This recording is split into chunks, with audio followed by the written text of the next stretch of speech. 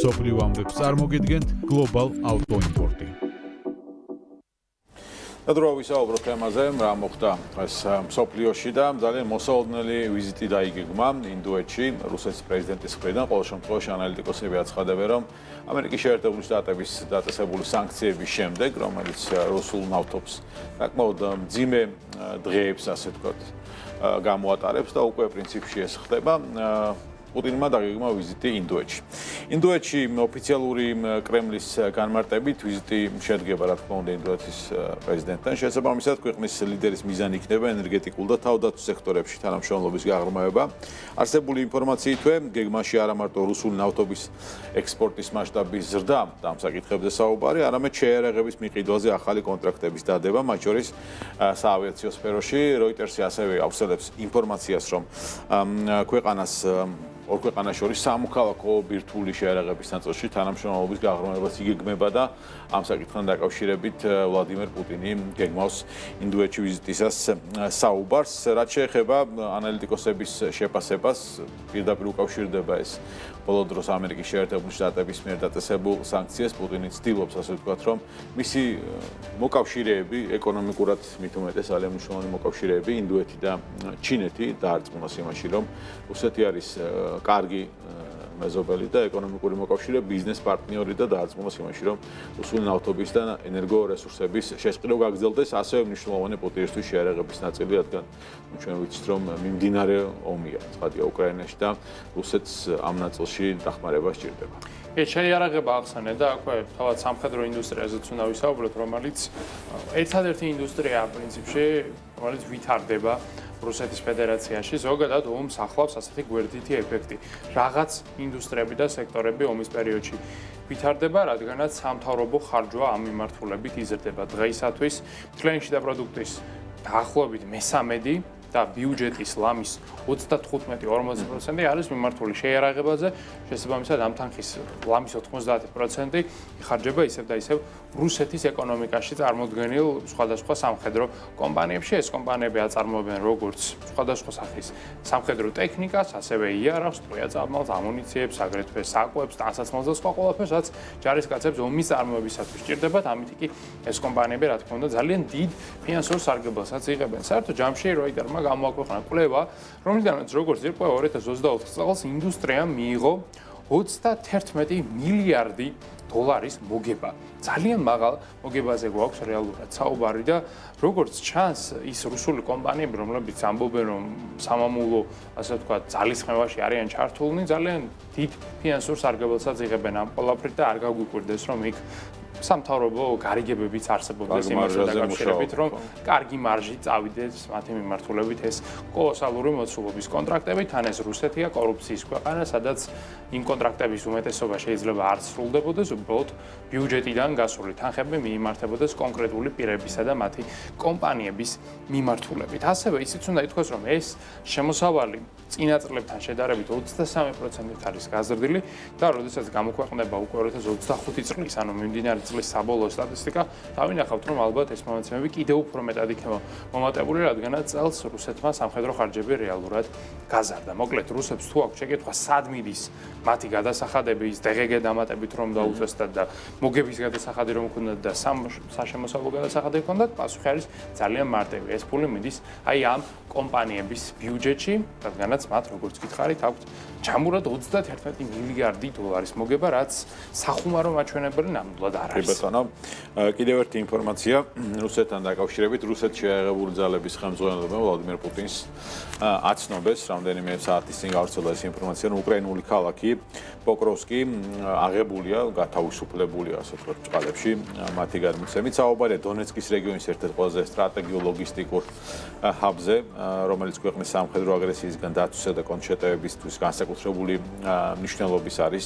რუსულმა მხარემ ასევე პოკროვსკის აღების მტკიცებულებად გამოქვეყნა ვიდეო, სადაც ქალაქის ცენტრალურ ნაწილში რუსი ჯარისკაცები გადაადგილდებიან და რუსულ დროშას აფრიალებენ. ხედავთ ამ კადრებს, რომელიც რუსეთის ხელისუფლებამ გაავრცელა. ოფიციალური კრემლი აცხადებს, რომ დონეცკის რეგიონის ამ მნიშვნელოვანი ქალაქის გათავისუფლება მიმდინარე სამხედრო ოპერაციის ერთ-ერთი ყველაზე სტრატეგიული მონაპოვარია და ის ხელშეუწყობს შემდგომი საბრძოლო მოქმედებების გაგრძელებას და განვითარებას, ასე ვთქვათ, რუსული მიზნების შესრულებისათვის. ამასთან პოკროვსკის აღების შემდეგ ძალები ფრონტის ხაზის სხვა მნიშვნელოვან ნაწილებზეც გადანაწილდება, ესეც კრემლის ოფიციალური პოზიცია. აღსანიშნავია, რომ ოფიციალურ კიევს პოკროვსკის დაცემა ჯერჯერობით არ დაუდასტურებია. უკრაინის შეიარაღებულმა ძალებმა განმარტავენ, რომ როგორც აღნიშნული ქალაქის ისე ვოვჩანსკისთვის ბრძოლები კვლავ გრძელდება, სხვათა შორის ვოვჩანსკის აღებასთან დაკავშირებითაც გავრცელდა ინფორმაცია, თუმცა უკრაინული მხარე ამ ინფორმაციას ჯერჯერობით არ ადასტურებს. ცნობისწვევ ახსენოთ, რომ რუსეთმა პოკროვსკი როგორც ლოგისტიკური ჰაბი სამიზნეში ივლისის თვეში ამოიღო, ოპერაცია ოფიციალურად დაახლოებით 18 ივლისს დაიწყო. იქამდე კი რუსეთის საօდათო ძალებმა სტრატეგიული მნიშვნელობის კიდევ ერთი ქალაქის ავდიივკას აღება შეძლეს, სწორედ ამის შემდეგ დაიწყო ზაფხულში პოკროვსკის აღების ოპერაცია და როგორც რუსული მხარე იტყობინება, ეს ოპერაცია ამჟამად უკვე დასრულებულია. აქვე რუსეთის თემატიკა უნდა გავაგრძელოთ და ორივე სიტყვა უნდა ვთქვათ ლუკოილის აქციების გასხვისებაზე, მათ შორის ლუკოილის სხვადასხვა სახის გადამამუშავებელი ქარხნების აქტივებისა და სხვადასხვა სტრატეგიული ობიექტების თავიდან მოშორების გეგმაზე, რადგანაც ლუკოილს ვიცით, რომ კონკრეტული ვადები აქვს დაწესებული იმისათვის, რომ თავისი აქტივები გაასხვისოს და ამ აქტივების შესყიდვით ბევრი მოთამაშეა დაინტერესებული. ლამის ყველა ენერგეტიკული კომპანია დღეს პლანეტაზე, ერთ-ერთი მათგანი ეს არის ამერიკული გიგანტი ExxonMobil, რომელმაც განაცხადა ასეთი რამ. მან პირდაპირ მოლაპარაკებები დაიწყო უკვე ერაყის ხელისუფლებასთან, რადგანაც მისგან გამოისყიდოს ლუკოილის ამჟამად საკუთრებაში არსებული ერთი ძალიან დიდი საბადო და იქ არსებული ინფრასტრუქტურა 75%-იანი წილის შესყიდვაზე არის აქ საუბარი და თავად ეს ასე ვთქვათ ობიექტი გამოიმუშავებს ყოველდღიურად 470,000 ბარელ ნავთობს, რაც გლობალური მიწოდების 9% შეადგენს. ძალიან დიდ მოცულობაზე გვაქვს საუბარი, თუ ეს შეთანხმება შედგება, ExxonMobil მოიპოვებს კრიტიკულ უპირატესობას, მარტივად რომ ვთქვა, სხვა ნებისმიერ კონკურენტთან შედარებით და საერთოდ ჩვენ ისიც ვიცით, რომ Exxon's მიზნად აქვს დასახული ლუკოილის აქტივების სრულად გამოსყიდვა და პრინციპში ფული აქვს ამისათვის, ინვესტორების ხარდაჭერა აქვს და მეეჭვება ტრამპის ადმინისტრაციამ ამაზე უარი თქვას, შესაბამისად არ უნდა გაგვიკვირდეს, რომ საბოლოო ჯამში Exxonი გახდეს სწორედ ლუკოილის ამ სტრატეგიული აქტივების მფლობელი მთელი პლანეტის მასშტაბით, რაც ამერიკისათვის და განსაკუთრებით ტრამპისთვის იქნება ერთ-ერთი უდიდესი გეოპოლიტიკური გამარჯვება. კი ბატონო, ბულგარეთში გადავინაცვლოთ დედაქალაქ სოფიაში მრავალათასიანი აქცია გაიმართა. პირველ რიგში პროტესტის მიზეზი იყო 2026 წლის ბიუჯეტის პროექტი. მოქალაქეები აპროტესტებდნენ იმას, რომ ხარჯები, რომელიც ბიუჯეტში არის გაწერილი, არ არის გამჭვირვალე. ამათ არ იციან, რაში იხარჯება მათი გადახდილი გადასახადები, შესაბამისად აქვთ ეჭვი, რომ კორუფციული გარიგებები შესაძლოა მოხდეს, იქიდან გამომდინარე, რომ გამჭვირვალობა ბიუჯეტს აკლია და არა ეს კონკრეტული პროექტები, სად დაიხარჯება ბულგარელი გადასახადის გადამხდელების ფული.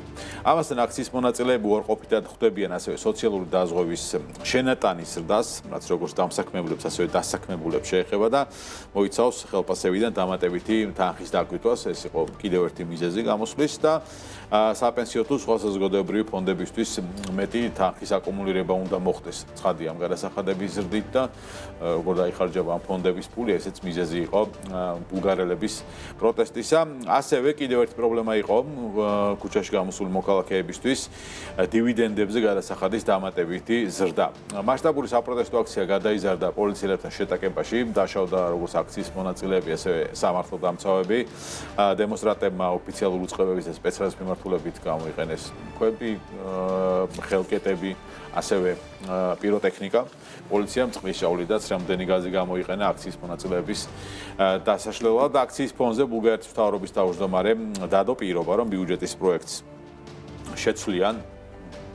როგორც ეს მასობრივი პროტესტი თუ ხდება ხოლმე, ბულგარეთში შეიძლება ევროკავშირის ევროპის მასშტაბით ყველაზე ღარიბი ქვეყანაა, მაგრამ ყოველ შემთხვევაში ადამიანების პროტესტს ნაწილობრივ როგორც ჩანს ითვალისწინებენ, დადაპირობა უკეთ შეცვლიან.